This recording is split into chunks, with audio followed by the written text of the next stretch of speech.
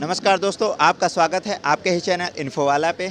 आज हम नेहरू विहार के वर्धमान मॉल पे खड़े हैं। यहाँ पे सारे बच्चे जो भी हैं लगभग यूपीएससी एस्पिरेंट हैं। जानते हैं उनसे कि आखिर एनसीईआरटी जो आज का हमारा टॉपिक है, एनसीईआरटी क्या है और क्यों ज़रूरी है। यूपीएससी के जो एस्पिरेंट हैं वो एनसीईआरटी की बुक क्यों पढ़ते हैं और कितना पढ़ना चाहिए।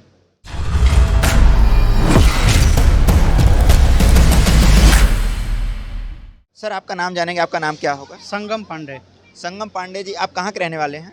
बलिया यूपी।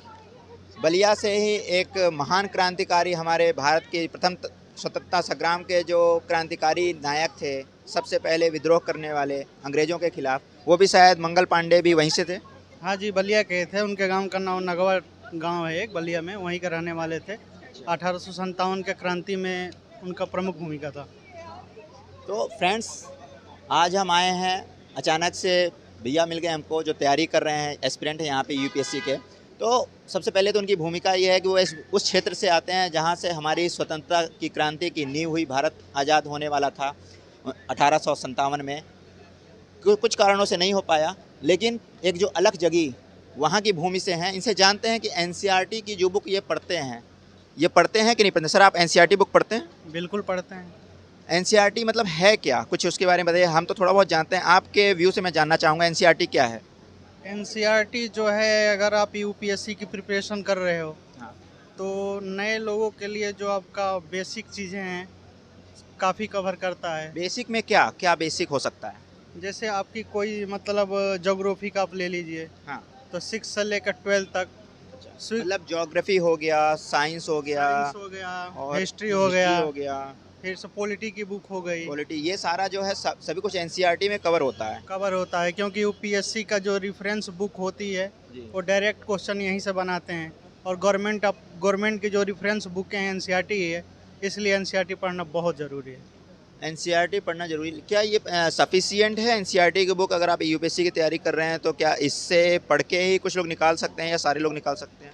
नहीं, हमारे ख्याल से तो ऐसा कुछ नहीं है कि सिर्फ एनसीईआरटी पढ़ के आप मतलब एग्ज़ाम क्रैक कर सकते हैं। आप बेसिक क्लियर कर सकते हैं, उसके बाद से जो आपकी सिलेक्टेड बुकें हैं, हर बंदे की अपनी अपनी सेलेक्ट बुकें होती है, वो पढ़ना ज़रूरी है एनसीईआरटी के साथ। तो क्या आप जो पढ़ते हैं यहाँ पे, टीचर आपको पढ़ाते हैं, आप यहाँ कोचिंग लेने आए हैं, तो वो एनसीईआरटी का कैसे कवर करते हैं? क्या वो अपने मन से पढ़ाते हैं या एनसीईआरटी का ही वो पढ़ाते हैं? हाँ, कुछ चीज़ें हैं कि वो क्लास में तो एनसीईआरटी नहीं पढ़ाते हैं, वो अपना पढ़ाते हैं, मगर एनसीईआरटी हमें खुद से पढ़ना पड़ता है। तो एनसीईआरटी का कवर क्यों नहीं करते हैं? यहाँ के टीचर्स जो हैं एनसीईआरटी क्यों नहीं कवर करते हैं? वो कहाँ से किताबें ऐसा पढ़ के आते हैं कि वो आपको डायरेक्ट पढ़ाते हैं? वो उनकी अपनी नॉलेज है, सर हैं, अब उनमें हम क्या बोल सकते हैं। शायद वो भी एनसीईआरटी पढ़ के आते हों। जरूर पढ़े होंगे भैया, बिना एनसीईआरटी पढ़े कोई आईएयू हमारे ख्याल से यूपीएससी का प्रिपरेशन कर ही नहीं सकता। और जो लड़के सीरियस तैयारी करते हैं वो पक्का एनसीईआरटी पढ़ते ही हैं। आप भी तैयारी कर रहे हैं यहाँ पर? नहीं, मैं तो नहीं कर रहा हूँ अभी फ़िलहाल में। अच्छा, आप किस चीज़ की तैयारी कर रहे हैं? मैं डिफेंस का करता हूँ। डिफेंस की कर रहे हैं। तो एनसीईआरटी जो है ये क्या सिर्फ यूपीएससी वाले पढ़ते हैं या और भी अदर एग्जाम वाले पढ़ते हैं? नहीं, आप अदर एग्ज़ाम के लिए प्रिपेयर कर सकते हैं, ऐसी कुछ नहीं है, मगर ज़्यादा फ़ायदेमंद यूपीएससी के लिए करता ही है। अगर स्टेट पीसीएस भी दे रहे हैं तो उसमें भी काम कर सकता है। जी। ऐसा कुछ नहीं है कि आप यूपीएससी के लिए पढ़ सकते हैं। तो इसमें मैं नेक्स्ट क्वेश्चन ये है कि जैसे न्यू कमर हैं, जो नए नए बच्चे हैं, उनको एनसीईआरटी कितना पढ़ना चाहिए, या अभी उसको टीचर से पढ़ के फिर बाद में एनसीईआरटी पढ़ना चाहिए? नहीं, जो न्यू कमर वाले आप जैसे पूछ रहे हैं, उनको कोचिंग करने से पहले खुद से एक बार एनसीईआरटी ज़रूर पढ़ना चाहिए, अच्छे से पढ़ना चाहिए और बार बार पढ़नी चाहिए। एनसीईआरटी क्या 6 से 12 तक की बुक हैं या कोई 9 से 10 तक की बुक ही पढ़ना चाहिए? देखिए, वो सारे सब्जेक्ट नहीं पढ़ना चाहिए मेरे ख्याल से। आप ज्योग्राफी पढ़ सकते हैं 6 से लेकर 12 तक, क्योंकि काफ़ी कवर करता है। अगर आपको हिस्ट्री पढ़ना है तो आप 9 जो 11th होगी 10th की पढ़ सकते हैं। जी। और पॉलिटी पढ़नी है तो 9 से 12th पढ़ सकते हैं, बस। अच्छा, आप खुद पढ़ाई करते हैं तो अभी आप कितने घंटे दे पाते हैं अपनी पढ़ाई को, या आपने कोई ऐसा टाइम टेबल बनाया है कि इस समय हमें पढ़ना चाहिए? हाँ जी, बिल्कुल, मैं मानता हूँ कि अगर आप सिर्फ पढ़ने के लिए आए हो तो 10 से 12 घंटे डेली पढ़ना चाहिए, जो हर एक मतलब लड़के को करना चाहिए, मैं करता हूँ। तो आप डे में पढ़ते हैं या नाइट में पढ़ते हैं? नहीं, मैं डे में पढ़ता हूँ, नाइट में मुझसे पढ़ाई नहीं हो पाती। अच्छा, तो आप अपने जो अपने एम होता है, जो आपने कुछ एम बनाया हुआ है कि मुझे उसको जो है गोल को अचीव करने के लिए डेली एक कोई ना कोई आपने एक टारगेट सेट किया होगा। कैसे आप टारगेट बनाते हैं? हमको कैसे यूपीएससी कोई बंदा क्रैक करता है? हाँ, टारगेट डेली सेट करते हैं और उसको मैं लाइब्रेरी में पढ़ता हूँ। तो उसको मैं यहाँ सुबह 8 बजे आ जाता हूँ और रात में 9 से 10 बजे तक रहता हूँ। तो टारगेट डेली का सेट होता है, उसको मैं कवर करके ही जाता हूँ। तो आप देख सकते हैं फ्रेंड्स, एनसीईआरटी के बारे में पांडे जी ने बहुत अच्छी बातें बताई कि एनसीईआरटी क्यों ज़रूरी है। क्या एनसीईआरटी जो है घर पे भी बैठ के जो है आदमी की तैयारी करना चाहिए, उसके बाद कोचिंग लेना चाहिए? हाँ, मेरे ख्याल से तो कोचिंग लेने से पहले एक बार एनसीईआरटी पढ़ लेना चाहिए और फिर कोचिंग करने के बाद बार बार पढ़नी चाहिए। क्योंकि पहली बार में आपको वो समझ में नहीं आ पाती है। उसके बाद से जैसे आपका नॉलेज होगा तो आप दोबारा एनसीईआरटी पढ़ेंगे तो ज़्यादा अच्छे से आप कवर कर पाएंगे। एनसीईआरटी दो प्रकार की होती है, ओल्ड एनसीईआरटी, न्यू एनसीईआरटी। हमने बुक शॉप में देखते हैं दो प्रकार की होती है, तो उसमें डिफरेंस क्या है, बेसिक डिफरेंस आप बताइए। अब वो सब्जेक्ट के ऊपर है, कौन सी आपको ओल्ड एनसीईआरटी किसके लिए पढ़नी है, न्यू एनसीईआरटी किसके लिए पढ़नी है। तो ये प्रिपरेशन के टाइम आपको एक शेड्यूल बनाइए और थोड़ी रिसर्च करिए इस पर, कौन से सब्जेक्ट की ओल्ड चाहिए, कौन सी न्यू चाहिए। जैसा मैं आपको एग्जांपल दे रहा हूँ, हिस्ट्री के लिए राम शरण शर्मा जी की और एस चंद्रा जी की जो पुरानी ओल्ड एनसीईआरटी की बुक आती है, वो बिपिन चंद्रा जी के मॉडर्न हिस्ट्री के लिए आती है, वो काफ़ी ज़रूरी है, ओल्ड एनसीईआरटी है, उसको तो पढ़ना ही चाहिए। और न्यू में? न्यू में मैं न्यू नहीं पढ़ा हूँ क्योंकि मैं वो उतना ही कवर हिस्ट्री के लिए हो जाएगी। तो बस ये है, ज्योग्राफी में आप पुरानी भी ले सकते हैं, न्यू भी ले सकते हैं। इकोनॉमिक्स में आप न्यू पढ़िए, पॉलिटी का न्यू पढ़िए, तो ऐसे अपने रिसर्च कर लेना चाहिए। ठीक है, आपने बहुत कुछ बताया, एनसीईआरटी के बारे में बताया। हम आपसे दोबारा मुलाकात करेंगे। आप चैनल पे हमारे बने रहिएगा और सब्सक्राइब आप भी करिए, और लोगों को भी चैनल के माध्यम से हमारा उद्देश्य यही है कि जो भी बच्चे यहाँ पे पढ़ते हैं उनका एक्सपीरियंस क्या है, जिससे जो नए बच्चे हैं 12th में 10th में वो इन्फॉर्मेशन कलेक्ट करके फिर वो डायरेक्ट उस चीज़ में बढ़ जाएँ वो। तो हम एक प्रेरणादायक आपका इंटरव्यू रहा, उसके लिए बहुत बहुत धन्यवाद। थैंक्स। जैसा कि आपने पहले वीडियो में देखा, एक एस्पिरेंट से बातें सुनी, एनसीईआरटी के बारे में जाना आपने बहुत कुछ। अब चलते हैं दूसरे एस्पिरेंट जो यहाँ पे तैयारी कर रहे हैं, यूपीएससी के स्टूडेंट हैं, मिलवाते हैं उनसे। सर, आपका नाम क्या होगा? मेरा नाम राजा बाबू है। तो राजा जी, आप कहाँ के रहने वाले हैं? मैं बिहार से रहने वाला हूँ, बिहार के मुजफ्फरपुर से, और मैं दृष्टि से क्लास किया हूँ अच्छा, और अभी एग्जाम दे रहा हूँ इस पर। इस बार एग्ज़ाम आप एस्पिरेंट हैं यहाँ पे, तो आप कब है आपका एग्ज़ाम? ये 5 जून को है, इस बार 5 22 को को है।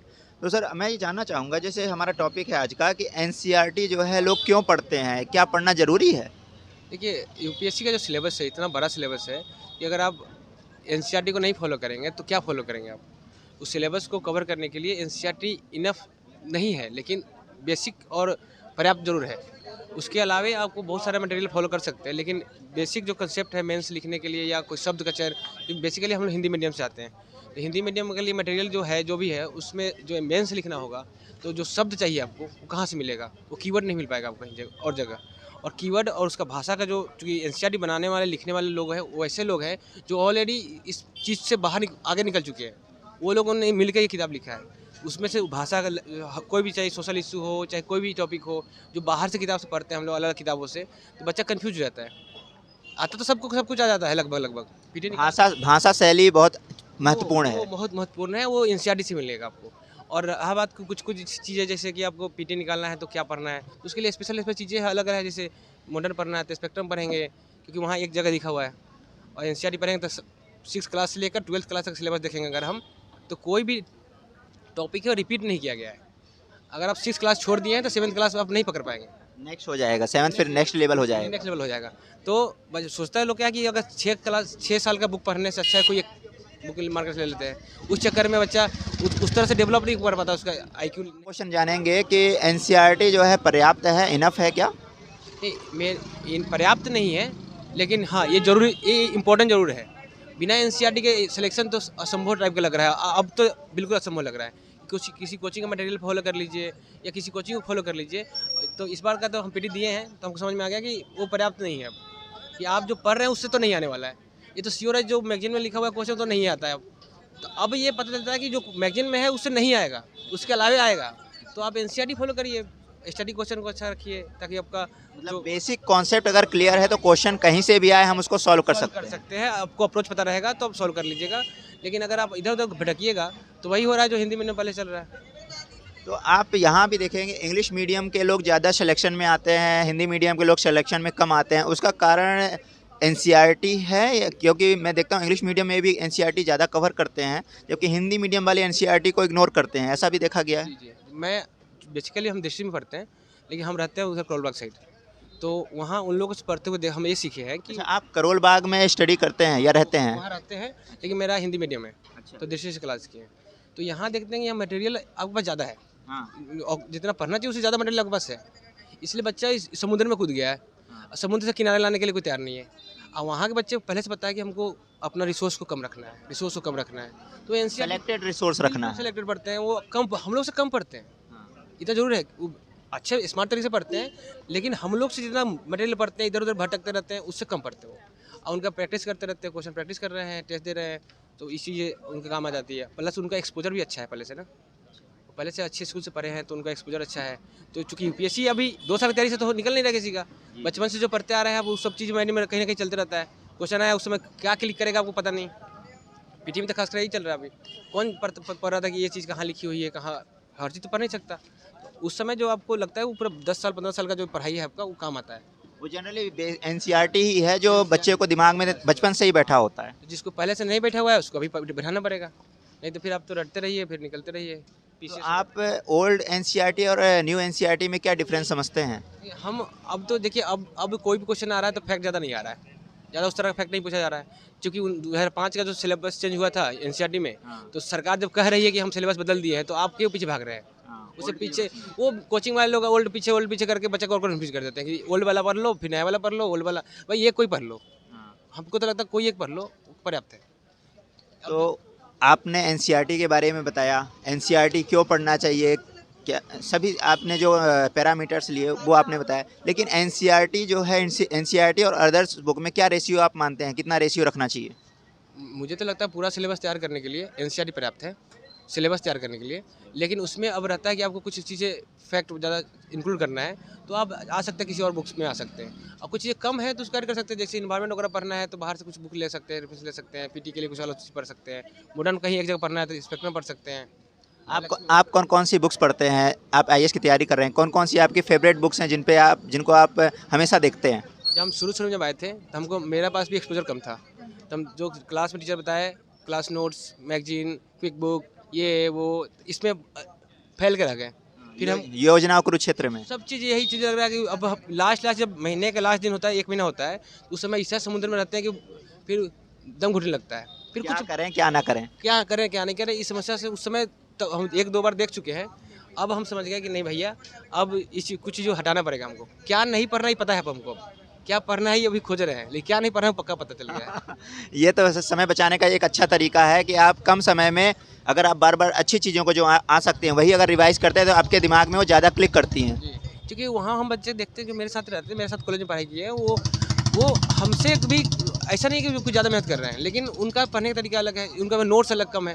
जैसे आप किसी दृष्टि के बच्चे से पूछिए कि उसके पास एक हिस्ट्री का कितना क्लास नोट्स है, तो बोलेगा कि मेरे पास 4 है। 4 क्लास नोट्स हो गए, 4 इतने बड़े मोटे मोटे कॉपी हो गए। उसके अलावा उसको हैंड प्रिंट आउट नोट मिला हुआ है, क्विक बुक मिला हुआ है, प्लस स्पेक्ट्रम खरीद के लेकर आएगा, उसके बाद एनसीईआरटी लेकर आएगा, कुछ और भी लेकर आ जाएगा। अब रख देगा यहाँ इतिहास पढ़ने, अब इतिहास नहीं समझ में आएगा और क्वेश्चन पक्का नहीं बनने वाला उससे। और उनके करने की जरूरत। उनके पास जो है एक बेसिक बुक एनसीईआरटी है, उसको पढ़ते हैं, क्वेश्चन करते हैं, तो फैक्ट क्लियर हो जाता है। पीटी निकाल लेते हैं, पीटी जो वही पीटी निकालेंगे तो मेंस तो वही निकालेंगे। बाकी शॉर्ट नोट्स बनाते हैं वो लोग। यहाँ तो सब कुछ शॉर्ट कुछ नहीं है, सब कुछ मैक्सिमम चलता है, सब कुछ मैक्सिमम है। तो फ्रेंड्स देख सकते हैं कि एनसीईआरटी अगर आप पढ़ रहे हैं या कोई भी तैयारी कर रहे हैं, यहाँ पे यूपीएससी की कोई भी बुक ले रहे हैं, कुछ भी आप मटेरियल ले रहे हैं, तो मटेरियल ज़्यादा लेकर के आप पढ़ाई नहीं कर सकते। मटेरियल को जो समराइज़ करके जो एक फैक्ट तरीके से जो चीज़ें होती हैं वो अगर आप छोटे रूप में लेकर के रखें अपने मेन एग्ज़ाम के समय के लिए, जब आपका प्री का एग्ज़ाम आ रहा है, 2 महीने 3 महीने बचा है, तो आप रिवाइज़ करने के लिए वो शॉर्ट नोट्स रखें, क्योंकि आप इतनी मोटी मोटी किताबें, आप इतनी ज़्यादा किताबें उस एग्ज़ाम के समय नहीं पढ़ सकते हैं और उसको दिमाग में लंबे समय तक नहीं बैठ। व्यूअर्स हैं, हम उनको यही कहेंगे कि जैसे कि हमारे एक भाई हैं, एस्पिरेंट हैं, ये भी आपके जैसे एस्पिरेंट हैं, क्योंकि ये भी अभी तैयारी कर रहे हैं, तो इनका जो ओवरऑल एक्सपीरियंस रहा वो आपके सामने रखा गया है। इसी तरीके से आप हमारे चैनल पे बने रहें, हमारे चैनल को लाइक करें, शेयर करें, सब्सक्राइब करें और एनसीईआरटी के बारे में और भी जो क्वेश्चन हो आपके मन में या यूपीएससी की तैयारी के संबंध में जो क्वेश्चन हो कमेंट बॉक्स में आप जा करके लिख करके बताएं कि आप क्या अगला वीडियो चाहते हैं। हम उसी प्रकार से आपके कमेंट के हिसाब से हम आपको नेक्स्ट वीडियो में सारी जानकारी हम मुखर्जी नगर की देते रहेंगे। तब तक लाइक, शेयर और सब्सक्राइब करें और हमारे चैनल पर बने रहें। धन्यवाद।